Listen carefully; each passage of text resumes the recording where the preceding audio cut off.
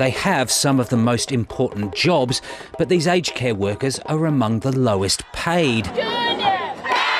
Just $22 an hour, little more than $1 over the minimum wage. I believe the minimum wage should at least keep up with the cost of living. Anthony Albanese's put wages at the centre of his election campaign.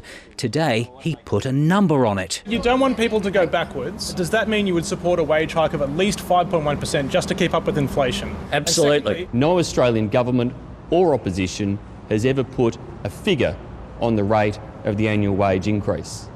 And yet Mr Albanese today has done just that. Mr Albanese, you said wages absolutely... Although Labor later insisted it would not put a specific number in any formal submission to the industrial umpire on the minimum wage. Thank you.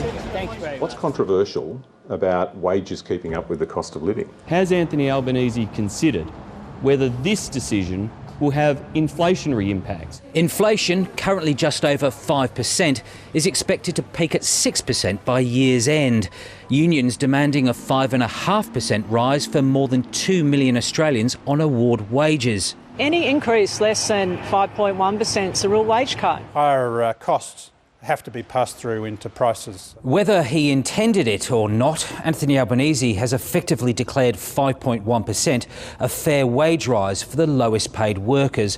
It will have popular appeal, but given economists and the business community warn it would also drive up inflation and interest rates even faster, expect Scott Morrison to refocus on the Labor leader's economic credentials.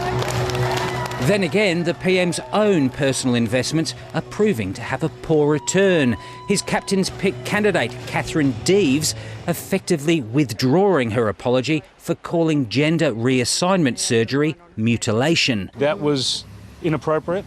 Look, that is actually the correct medico-legal term. This is a significant surgical procedure that completely changes someone's life, and it should never be entered into lightly. You have implied that young people 18 and over enter into a fundamentally life-changing surgery lightly. You're implying that. I'm not implying that. A culture war that harms the vulnerable few, and for what? A candidate with little chance of winning. Andrew Probyn, ABC News, Canberra.